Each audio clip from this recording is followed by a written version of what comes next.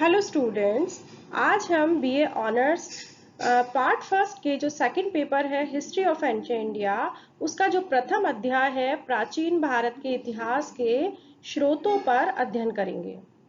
विद्यार्थियों, आज हम प्राचीन भारत के स्रोतों के अंतर्गत पुरातात्विक स्रोतों का अध्ययन करेंगे, लेकिन इससे पहले हम यह जानने का प्रयास करेंगे कि इतिहास क्या है, स्रोतों से क्या तात्पर्य है, पुरातत्व शास्त्र किसे कहते हैं तथा C14 या रेडियो कार्बन विधि क्या है।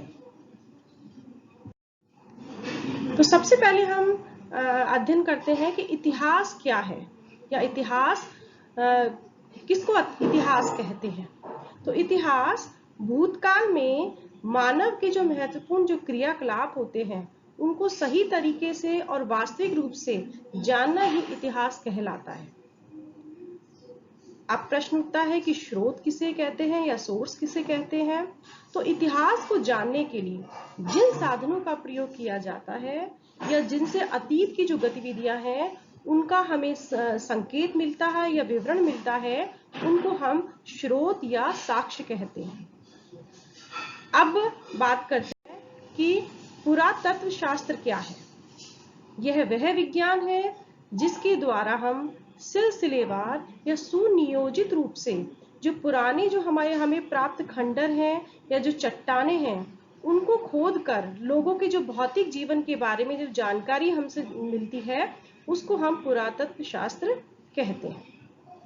अब बात करते हैं C14 या रेडियो कार्बन क्या है, क्योंकि जब हम पुरातात्विक स्रोतों की बात कर रहे हैं तो उस विज्ञान को या पुरातात्विक स्रोतों को का अध्ययन करने के लिए हमें C14 या रेडियो कार्बन 14 की विधि की आवश्यकता पड़ती है और इसके माध्यम से ही पुरातात्विक स्रोतों को का अध्ययन किया जाता है। तो अब हम बात करते हैं कि C14 क्या है। तो C14 यह एक कार्बन है जो कि प्रत्येक जो जीवित वस्तु होता है उसमें पाया जाता है। अतः यह रेडियो सक्रिय पदार्थ की तरह ही समान रूप से विघटित होता है।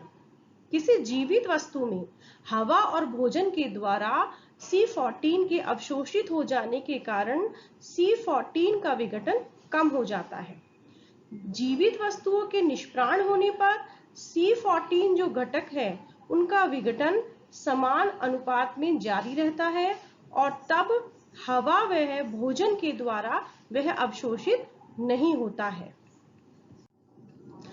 प्राचीन जो वस्तुएं हमें मिली हैं उनमें जो C14 होता है उसमें हुए जो विघटन है या जो क्षरण है उसके माप के जरिए ही उसके होने के समय का हम निर्धारण कर सकते हैं। ऐसा इसलिए होता है कि रेडियो जो C14 का विघटन समान रूप से होता रहता है। अर्थात जब कोई जीवित वस्तु निष्प्राण हो जाती है तब भी उसमें C14 का जो विघटन है वो निरंतर होता रहता है। और जो C14 का जो आधा जो काल माना जाता है वो 5568 वर्ष का होता है और इसमें किसी भी वस्तु का जो अस्तित्व यदि 5568 साल है या उससे पहले समाप्त हो जाता है तो उसमें जो C14 जो होता है उसका जो अस्तित्व काल है वो आधा रह जाता है। और कोई वस्तु यदि 11,136 वर्ष पहले समाप्त हुई है तो उसमें C14 है, उसका जो अस्तित्व काल है वो 1/4 रह जाता है। लेकिन इस विधि के द्वारा हम 70 साल से ज्यादा की जो पुरानी वस्तु है उनका काल निर्धारण नहीं कर सकते। तो कहने का मतलब है कि जो प्राचीन वस्तुओं में जो C14 होता है उसकी जो क्षरण की जो माप है उसके द्वारा ही हम उस वस्तु के होने वो कितनी साल पुरानी है उसका समय निर्धारण कर सकते हैं।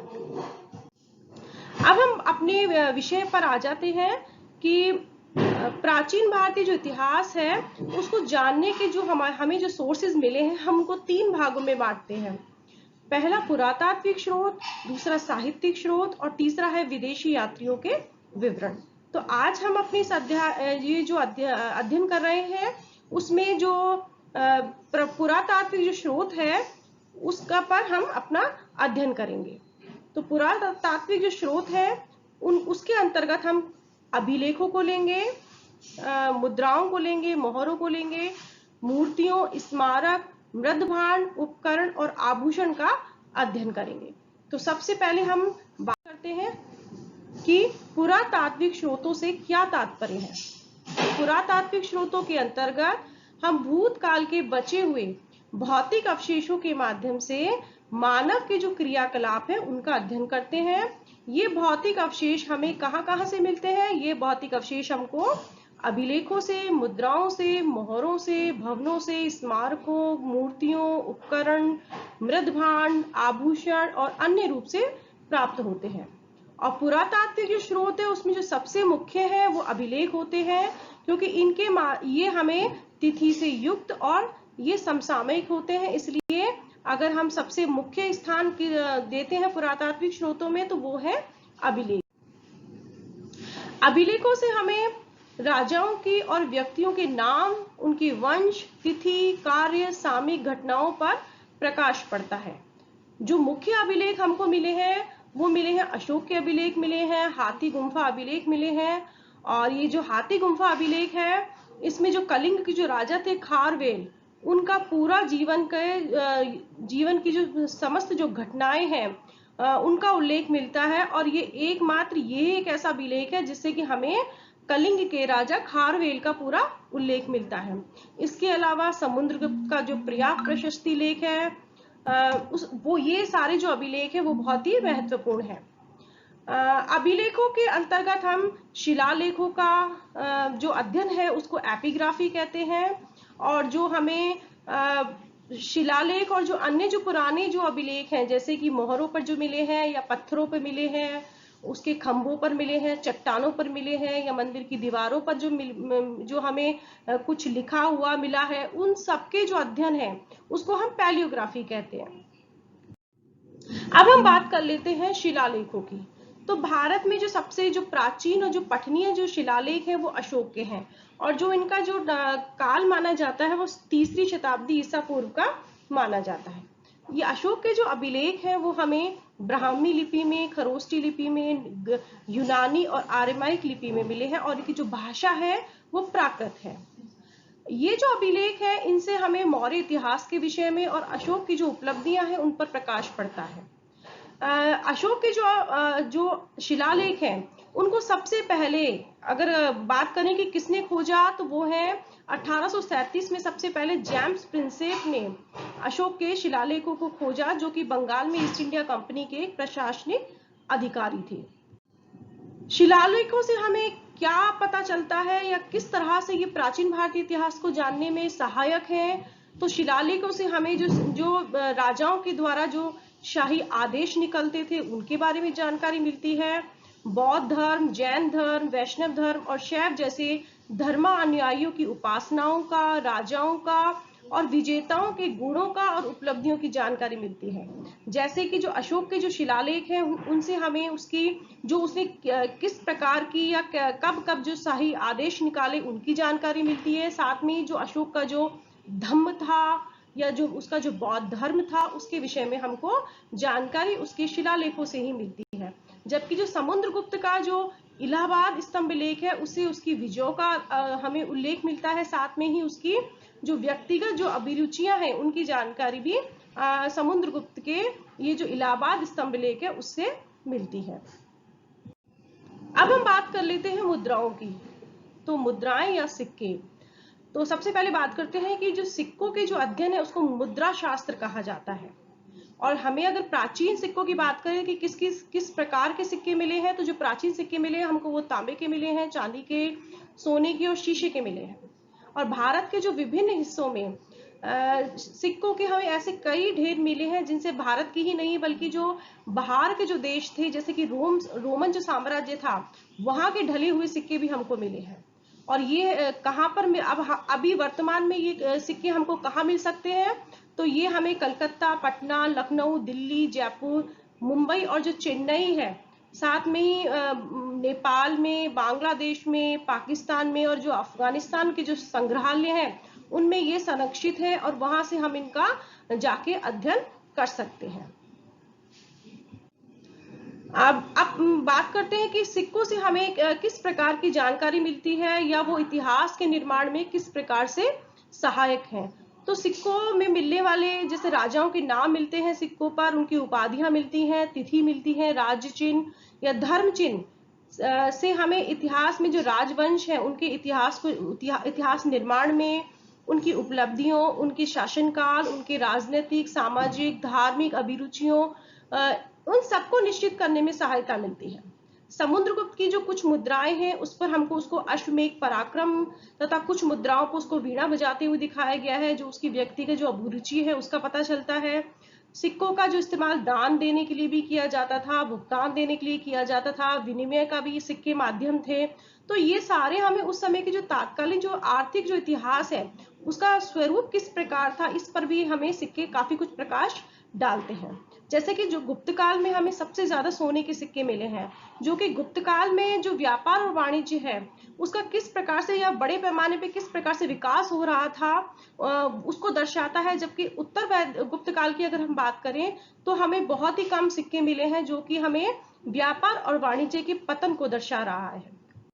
तो अब हम बात कर लेते हैं मोहरों पर, कि प्राचीन काल में जो मोहरें थी वो मिट्टी की और जो धातु की बनती थी। प्राय इन पर किसी नरेश का, सामंत का, पदाधिकारी का, गण, निगम, व्यापारी या विशेष व्यक्ति के नाम और हस्ताक्षर होते थे। जो सबसे जो पुरानी हमको जो मोहरें मिली है वो सिंधु सरस्वती सभ्यता के विभिन्न स्थलों से मिली है। और ये जो मोहरें हैं इस पर किसी न किसी पशु की आकृति मिली है या लिपि के लेख मिले हैं। जो लिपि के लेख मिले हैं उनमें जो सबसे ज्यादा जो संख्या मिली है उनमें 3 अक्षर से लेकर 8 अक्षर तक ही मिले हैं। और यही कारण है कि हम अभी तक जो सिंधु लिपि है जो हमें मोहरों से मिली है उसमें अधिकतर जो लिपि है वो मोहरों पर अंकित है और उसमें ज्यादा हमको अक्षर नहीं मिले हैं, इसलिए आज तक इतिहासकार सिंधु लिपि को नहीं पढ़ पाए हैं। तो सबसे पहले जो प्रसिद्ध जो मोहरें हैं वो हमें पशुपति मोहरें मिली हैं, जिन्हें हम भारतीय परंपरा में शिव का प्रथम प्रमाण मान सकते हैं। 4वीं शताब्दी में जो हमें बसाड़ से 274 मिट्टी की मूर्ति मोहरें मिली हैं, जिनमें एक ऐसी श्रेणी या व्यापारिक संगठन की जानकारी होती है और जिसके जो सदस्य थे वो साहूकार थे, व्यापारी थे या माल ढोने वाले सभी प्रकार के होते थे। अब हम बात कर लेते हैं मूर्तियों की, शैल चित्रों की और चित्रकला की। सिंधु सभ्यता के स्थलों से हमें जो मातु देवी की मूर्तियां मिली है और मोहनजोदड़ो से हमें योगी की मूर्ति मिली है, नर्तकी की कांस्य मूर्ति मिली है या अन्य स्थानों से जो हमें नारी की जो मिट्टी की मूर्तियां मिली है उनसे हमें जो तत्कालीन समाज के बारे में, धर्म के बारे में, वो किस प्रकार के आभूषण प्रेमी थे, किस प्रकार के सौंदर्य प्रसाधनों का प्रयोग करते थे, किस प्रकार के वस्त्र पहनते थे, इनकी जानकारी हमको मिलती है। जो हमें उस वक्त की आज से जो 5000 साल पुरानी जो सिंधु सभ्यता है उनका जो किस प्रकार का रहन सहन था, किस प्रकार का उनका सामाजिक परिवेश था, इसकी बहुत कुछ जानकारी हमको उनकी मूर्तियों से ही मिलती है। इसी प्रकार से जो हमें शुंग सातवाहन काल में या कुषाण काल में जो मूर्ति कला की जो मथुरा शैली मिली है, गांधार शैली मिली है, उनमें जो मूर्तियां बनी थी उससे हमें जो उस काल की मूर्ति निर्माण शैली का पता चलता है। जैसे कि जो गांधार शैली है वो पश्चिमोत्तर भारत में यूनानी प्रभाव को दर्शा रही है। इसके अलावा जो मध्य प्रदेश में जो भोपाल के निकट जो भीमबेटका है उससे हमें जो शैल चित्र मिले हैं वो भी हमें उस समय की जो कला है उसके बारे में जानकारी प्रदान करती हैं। अब बात कर लेते हैं स्मारकों की, और स्मारकों के अंतर्गत हम बात करते हैं भवनों की, मंदिरों की, स्तूपों की, चैतन्यों की और या जो चैत्य गुफाएं होती थी उनकी और विहारों की। तो हमें जो विशाल जो स्मारक जो मिले हैं जिनको हम स्मारकों की श्रेणी में रख सकते हैं, तो वो विशाल जो स्मारक मिले हैं उनमें हम जिन चीजों की गणना करते हैं वो है मोहनजोदड़ो से जो हमें विशाल स्नानागार मिला है, हड़प्पा से हमें जो विशाल अन्नागार मिले हैं, लोथल से हमको जो गोदी या बंदरगाह के जो अवशेष मिले हैं, साथ में ही धौलावीरा से हमें एक बहुत बड़ा स्टेडियम मिला है, इसी प्रकार से हमें पटना से हमें मौर्यकालीन भव्य राजप्रासाद के अवशेष मिले हैं। तो इन सब से हमें अब ये सारे जो स्रोत हैं या साधन हैं, ये अपने अपने समय के की जो परिस्थितियां हैं या अपने अपने समय की संस्कृतियों का परिचय हमको प्रदान करते हैं। इसी प्रकार जो भरूच स्तूप है या बोध गया स्तूप है या सांची के जो स्तूप हैं, वो हमें शुंग काल की जो कला है, जो बेसनगर का जो हेलियोडोटस का जो गरुड़ स्तंभ है, वो शुंग काल में जो वैष्णव धर्म का किस प्रकार से विकास हो रहा था उसकी हमें जानकारी देता है। इसी प्रकार से जो कंबोडिया का जो अंगोर वाट का जो मंदिर है, अंगकोर वाट का जो मंदिर है, साथ में ही जो जावा का जो बोरोबुदूर का मंदिर है, वो हम यहाँ वहां पर हमें जो बौद्ध स्तूप मिले हैं या मंदिर मिले हैं, उनसे हमें जो बौद्ध कालीन जो कला है और जो संस्कृति है उसका पता चलता है। तो कहने का मतलब है कि ये जो मिट्टी के जो भांड है या जो उपकरण है या फिर जो आभूषण है, ये हमें तात्कालीन जीवन के बहुत सारे ऐसे पहलू हैं, उनको ये उजागर करते हैं और जिन बिना मतलब इतिहास का निर्माण संभव नहीं था।